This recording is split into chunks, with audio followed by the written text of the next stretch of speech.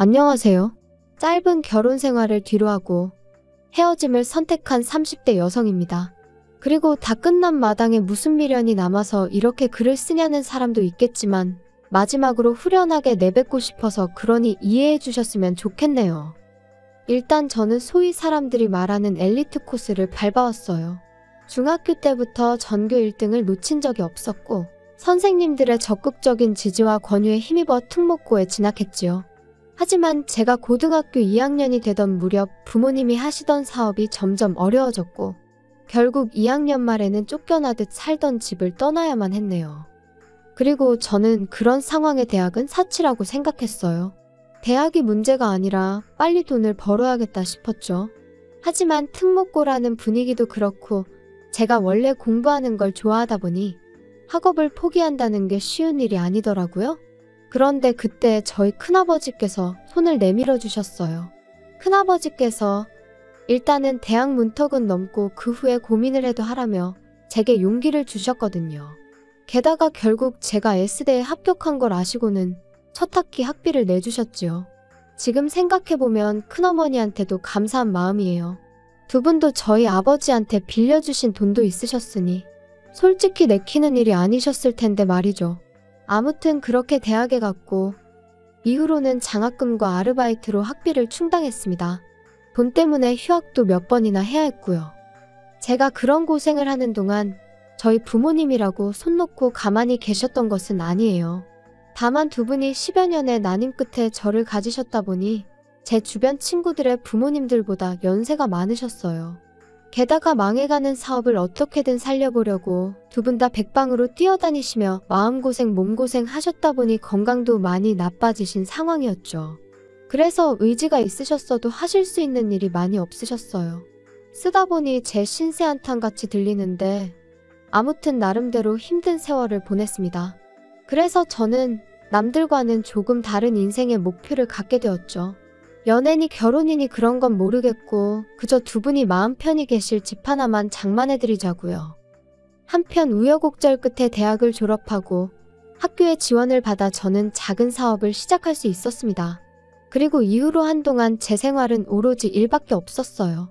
눈 뜨면 일하고 눈 감으면 자고 돈을 버는 건 오로지 모으기 위함이었고 돈을 쓰는 일이 있다면 그건 부모님에게 필요해서였지요. 하긴 돈을 모으는 이유도 오로지 부모님에게 집 한 채 해드리고 혹시나 두 분이 병원에 가시게라도 된다면 목돈이 들 테니 그걸 대비하기 위함이었네요. 아무튼 회사에서는 대표님 소리를 들었지만 솔직히 직원들이 보기에도 왜 저렇게 궁상맞게 사나 싶었을 겁니다. 가끔이지만 저도 거울 속 초라한 제 모습에 혀를 내두를 지경이었으니까요. 하지만 그래도 어쩔 수 없었어요. 부모님 사업이 망하고 나서 월세를 전전하는 동안 이런저런 서름이 컸다 보니 집도 없는데 다른 거 구색 맞춰놓고 사는 게 무슨 의미가 있나 싶었거든요. 아무튼 그렇게 살기를 10년. 어느새 사업은 자리를 잡았고 부모님한테 아파트 한 채 사드릴 정도의 돈은 모았을 무렵 남편을 알게 되었습니다. 남편은 제 회사랑 거래하는 업체의 직원이었어요. 헤어진 마당에 어떻게 만났는지 그걸 곱씹어 뭘 하겠냐마는 거래했던 건이 결과가 잘 나와서 다 같이 회식을 한번 하게 됐는데 남편이 말하길 그때 저한테 반했다고 하더라고요. 대표라는 그런 타이틀하고는 상관없이 조용하고 소탈한 모습이 마음에 들었다나요? 아무튼 이후로 남편이 정말 적극적으로 대시를 해왔어요. 그리고 저는 그런 일은 처음 겪어봤던지라 그런 남편이 당황스럽기도 하고 부담스러웠지요. 하지만 한편으론 이런 게 사랑받는다는 건가? 내가 얼마나 좋으면 저럴까 싶은 게 그래서 결국 2달 만에 저는 마음의 문을 열었습니다. 연애를 시작하던 당시 저는 제 나름대로 많은 것을 오픈했어요. 제 학벌이라던가 가정환경이라던가 참고로 연애 초반부터 나름 민감할 수도 있는 이야기들을 오픈한 이유는 비록 저희가 결혼을 전제로 연애를 시작한 것은 아니었지만 남편이나 저나 나이가 있다 보니 잘 지내다 보면 결혼 이야기가 나올 수도 있겠다 싶대요. 그런데 그때 가서 실은 나는 우리 부모님한테 집도 사드리고 앞으로 생활비도 대드리고 해야 한다 하면 솔직히 어떤 남자가 좋다 하겠어요. 제가 비록 연애에는 쑥맥이었지만 그래도 세상 돌아가는 걸 아예 모르지는 않았거든요. 그래서 처음부터 미리 말한 거예요. 그런데 남편의 반응은 의외로 덤덤했습니다. 제가 버는 돈인데 그걸로 뭘 어떻게 하든 자기는 뭐라 할 자격도 권리도 없다면서 말이죠. 그리고 그런 남편의 반응이 조금은 충격적이면서도 한편으론 뭐랄까 고맙더라고요. 그런데 여기까지만 들으시면 제가 되게 좋은 남자를 만났다 생각하실 수도 있는데 꼭 그런 것만은 아니었어요. 사실 남편과 저는 소위 사람들이 따지는 조건에 있어서는 차이가 제법 있었거든요. 남편은 고졸이었고 직장은 계약직이었으니까요. 그리고 만약 누군가 저에게 처음부터 이 조건을 다 알았어도 만났겠냐 하면 제 대답은 잘 모르겠다예요. 속물처럼 들리겠지만 연애니 결혼이니 관심은 없었어도 사람이 원래 자기보다 잘난 사람하고 만나고 싶지 못난 사람하고 만나고 싶지는 않잖아요? 저도 그랬고요. 그래서 남편이 프로포즈를 해왔을 때 솔직히 한 번에 바로 긍정적인 답을 주진 못했습니다. 그런데 남편이 그러더라고요. 결혼하고 난 이후로도 지금처럼 친정에 생활비를 대드려도 좋고 집도 사드려도 좋고 제가 번 돈으로 뭘 어떻게 하든 자기는 간섭하지 않겠다고요. 그리고 나중에 혹시나 저희 부모님 건강이 더 나빠지시면 가까이 이사를 가도 좋다며. 그리고 그런 이야기까지 듣고 나니 비록 다른 조건들이 제 성에 차지는 않았지만 저한테만큼은 충분히 좋은 남자다 싶대요. 그래서 결국 부부의 영까지 맺기로 한 거지요.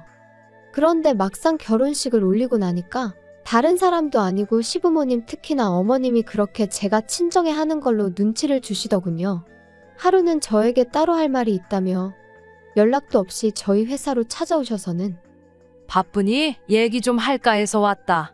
어머님 하실 말씀이 있으시면 미리 연락을 주시지 그러셨어요. 직원들 보는 눈도 있는데. 아니 내가 못 올 때라도 왔다니? 그리고 네가 대표라면서 직원들이 무슨 상관이야? 그런 건 아닌데 아무튼 무슨 일 때문에 오셨어요? 엊그제 진호랑 얘기를 하다 보니까 너 친정 부모님한테 매달 생활비를 드린다며? 난 처음에 내가 뭘 잘못 들었는 줄 알고 깜짝 놀랐다. 그게 진짜니? 네, 맞아요. 드리고 있어요. 아니 그런 게 어딨냐? 니네 부모님은 연금 같은 것도 안 나오니? 그런 거랑 별개로 제가 챙겨드려야 해서요. 황당하다 정말이지. 아니 너는 결혼한 여자야. 결혼한 여자. 무슨 말인지 알아듣니? 결혼한 여자라는 건 결혼을 했으면 네 가정에 충실해야지. 그거 언제까지 친정을 보고 살 거냐 이 소리야. 알아들어? 결혼 전에 진호 씨랑 다 이야기가 되었던 부분인데 어머님이 갑자기 이렇게 나오시니 좀 당황스럽네요. 저희 부모님은 제 도움이 필요하시고 저는 끝까지 책임질 거예요. 아니 공부도 잘했다면서 말귀를 못 알아듣니? 듣자 하니 한 달에 150만 원씩 드리고 있다며. 노인네 둘이 사는데 무슨 돈을 그렇게 많이 주냐? 진호 씨 돈은 한 푼도 안 들어가고 있으니까 걱정 안 하셔도 돼요. 아시는지 모르겠는데 저희 돈 관리 따로 하고 있거든요. 결혼을 했는데 왜 돈 관리를 따로 하니? 같이 해야지. 요즘 애들은 정말 이상하다니까. 진호 씨 벌이로 대출까지 상환하면 자기 쓸 돈이 없다고 하더라고요. 그래서 돈을 따로 관리하는 대신 대출도 저 혼자 갚는데. 아이고 내가 그런 것까진 모르겠고 아무튼 친정에 작작해라. 그리고 너 내 입장도 생각해봤니? 지 친정에는 150씩 주면서 우리한테는 50이라니. 내가 말 안 하려고 했는데 듣고 나서 화딱지가 나더라. 시부모는 부모도 아니냐? 그런 건 진호 씨하고 얘기해보시는 게 좋으실 것 같아요. 그리고 저도 말 안 하려고 했는데 그 50은 진호 씨 돈이 아니고 제가 드리는 건데. 아이고 그 돈으로 유세 부릴 생각이면 꿈 깨라. 그리고 이후로도 어머님은 계속해서 한마디로 친정에 작작 퍼주라며 저를 나무라셨는데 도무지 납득할 수가 없었습니다. 왜 이제 와서 저희 결혼 생활에 자꾸 관심을 가지시는 건지 부담스러울 뿐이었죠. 솔직히 결혼할 때 제 친정 상황이 그렇다 보니 시부모님한테도 도움을 받을 생각이 없었어요. 괜히 나중에 말 나올까 걱정이었거든요. 그리고 다행이라고 해야 할지 시부모님도 처음부터 도와주실 생각이 없으셨더라고요. 두 분이 말씀하시길 너희는 너희 알아서 살라고 당신들은 당신들이 알아서 살겠다고. 서운하게 들으려면 얼마든지 서운한 말이지만 또 좋게 생각하면 적어도 저희한테 기대지는 않겠다는 말씀이셨으니 저는 좋은 쪽으로 받아들였습니다. 그런데 이제 와서 친정에 뭘 해주는지 왜 당신들한테는 안 해주는지 그런 걸 따지시니 답답하고 황당할 수밖에 없었지요. 그런데 어머님의 도넘은 간섭은 여기서 끝이 아니었습니다. 그날의 불편한 대화 이후로 저도 사람인지라 한동안 도통시댁에 뭘 하고 싶은 마음이 안 들더라고요. 그래서 남편이 시부모님 모시고 밥이라도 먹을까 하면 당신만 다녀오라 했고 제 나름대로 자리를 피했던 게 사실이에요. 그도 그럴 것이 만나면 또 친정부모님 이야기가 나올 것 같았고 거기다 대고 제가 왜 해명 아닌 해명을 해야 하는지 상황을 가정하는 것만으로도 너무 스트레스였어요. 그리고 그렇게 한 3달 정도 지났을 무렵 저는 저대로 제 나름의 수건 사업이던 친정부모님의 아파트를 장만했습니다. 구축이었고 대출도 끼어 있었지만 어차피 제 명의로 된 제 재산이었기에 여러 가지로 걱정보단 기쁨이 컸어요. 그런데 남편은 말하기로는 자기는 그저 제가 너무 멋지고 자랑스러워서 그랬다곤 하지만 아무튼 남편이 이 이야기를 시부모님한테 한 거죠. 그리고 이 이야기를 듣고 시부모님 특히나 어머님께선 어떻게 이럴 수가 있냐면서 크게 노여워하셨던 모양입니다. 남편이 저를 보자마자 자기가 미안하게 됐다며 사과부터 할 정도였으니까요. 상황을 알게 된 저는 당황스럽기도 하고 한편으론 어머님의 그 노여움이 언제 폭탄처럼 터질지 알 수가 없었으니 말 그대로 안절부절이었어요. 또 이러다 저번처럼 회사로 찾아오시면 어쩌나 그 걱정도 되었고요. 그리고 아니나 다를까 어머님은 또다시 연락도 없이 막무가내로 저희 회사로 찾아오셨습니다. 하지만 다행히 창립기념일이라 저만 사무실에 나와 있었거든요. 그래서 시쳇말로 개망신은 피할 수 있었죠. 아무튼 그렇게 찾아오신 어머님께선 저더러 제정신이냐 하시며 소리를 지르기 시작하셨습니다. 내가 분명히 지난번에 알아듣게끔 잘 이야기를 했다고 생각했는데 너 어떻게 그럴 수가 있냐? 니네 부모한테 뭐 아파트를 사줘? 네, 맞아요. 사드렸어요. 그런데 저 솔직히 어머님이 왜 이렇게 화를 내시는 건지 모르겠어요. 이것도 다 결혼 전에 진호 씨랑 얘기가. 시끄러워. 걔가 뭘 안다고 자꾸 걔 핑계를 대니 너는. 설령 내 아들이 물러터져서 그러라고 했다 치자. 그래도 너 내가 분명히 말했지. 너는 결혼한 여자라고. 친정에 자꾸 퍼나르지 말라고 내가 말했어 안 했어? 그런데도 집을 사줬다는 건 한마디로 시애미 말을 개무시했다는 거지. 어머님 정말 왜 이렇게 화를 내시는 거예요? 제가 돈 벌어서 제 부모님한테 효도한 건데 그게 그렇게 문제인가요? 제가 그렇다고 진호 씨 돈을 가져다 쓴 것도 아닌데. 결혼했으면 네 거 내 거가 어딨어? 네 돈이 걔 돈이고 걔 돈이 네 돈이지. 그리고 그렇게 큰 돈을 쓸 때는 집안 어른인 우리하고 상의도 했어야지. 아니, 저희 부모님 집 사드리는 걸 왜 제가 어머님 아버님하고 상의를 해야 하나요? 그러면 너는 앞으로도 집안 대소사를 나랑 상의를 안 하겠다는 거니? 다 네 마음대로 하겠다는 거야? 그래? 어머님 그런 뜻이 아니잖아요. 너 네 부모 사줬다는 아파트 명의는 그럼 누구 명의로 했냐? 제 명의로 했죠. 제가 샀으니까. 그럼 뭐야? 내 아들하고 사는 집도 네 명에, 네 부모 사준 집도 네 명의? 죄다 네 거야? 우리 아들 거는 하나도 없고? 아니, 진호 씨가 대출을 못 갚는다는데 가치도 못 갚겠다는데 진호 씨 명의로 어떻게 해줘요? 너 정말 웃기는 애구나. 너 그럴 거면 내 아들하고 결혼은 왜 했니? 그렇게 너 혼자 다 독식할 거면 결혼은 왜 했어? 도대체 무슨 말씀을 하시는 건지 모르겠어요. 제 돈으로 제가 산 집을 제 명의로 했다는데 어머님은 그게 지금 이해가 안 되시는 거예요? 나는 네가 너무 이기적이라고 생각해. 지하고 지 부모밖에 모르고 아주 못됐어. 막말로 지 부모 집 하나 사줄 능력이면 시부모한테는 자동차라도 한 대 뽑아주는 게 맞지. 그게 경우고 도리고 이치 아니겠냐. 근데 어떻게 아주 능구렁이 마냥 지 부모만 챙기고. 못됐다 정말이지. 어머님의 억지에 저는 정말 이골이 났고 마음은 있는 대로 상해서 집에 돌아왔어요. 그리고 그때까지만 하더라도 제 마음은 그저 남편에게 하소연 좀 하고 위로나 받아야겠단 거였죠. 그런데 집에 들어오니 남편도 표정이 영 좋지가 않더라고요. 평소라면 밖에서 안 좋은 일이 있어도 집에서는 티를 내지 않는 사람인데 말이에요. 그래서 제가 무슨 일이라도 있었어? 표정이 너무 안 좋네. 그냥 뭐 그나저나 오늘 어머니하고 만났다며 아파트 얘기로 곤란했겠네. 곤란하다기보다 그냥 좀 불편하더라. 어머님이 내가 친정에 이렇게 저렇게 하는 게 엄청 싫으신가 봐. 그거 좋아할 시어머니가 어디 있겠어. 어쩔 수 없지. 그리고 솔직히 서운할 만하시지. 양가 다 잘해드리면 모르겠는데 워낙 장인 장모님만 덕을 보고 계시잖아. 그게 무슨 뜻이야? 내가 친정에만 잘한다는 거야? 그렇게 얘기하면 내가 섭섭하지. 자꾸 내가 친정 부모님한테 해드리는 거랑 비교를 하지 말고 객관적인 것만 봐봐. 내가 매달 시부모님한테 50만 원씩 드리고 있지. 게다가 우리 지금 살고 있는 이 집 4명이란 이유로 대출 나 혼자 다 갚고 있잖아. 따지고 보면 그럼 자기는 돈 10,000원 안 쓰고 여기 살고 있는 건데 그러면 당신 표현대로 시부모님도 당신도 내 덕을 보고 있는 거겠네? 사이즈가 다르다는 거지, 사이즈가. 공평하지가 않으니까 어머니가 서운하시다는 거잖아. 아니 어떻게 다 똑같이 할 수가 있겠어. 따지고 보면 우리 부모님이야 나를 낳아주시고 키워주신 분들이니 내가 잘해드리는 게 당연한 거지만 어머님 아버님은 당신을 낳고 키워주셨으니 당신이 잘해야지. 나한테 서운하실 일이 아니지. 넌 무슨 말을 또 그렇게 하냐? 정 떨어지게. 아무튼 우리 어머니가 너무 서운해하시니까 이참에 차 한 대 뽑아드려. 너도 알지? 우리 부모님 차 10년도 더 된 거. 저기요, 그건 저도 마찬가지거든요. 그리고 차를 뽑아드리고 싶으면 자기가 뽑아드리던가. 왜 나한테 그래? 왜 이렇게 말이 안 통하냐? 너가 장인 장모님만 챙겨서 우리 부모님이 화가 나신 거니까 너가 우리 부모님한테도 신경 쓰는 태도를 보여야 된다니까. 내가 문제가 아니고 네가 문제라고. 웃기고 있네.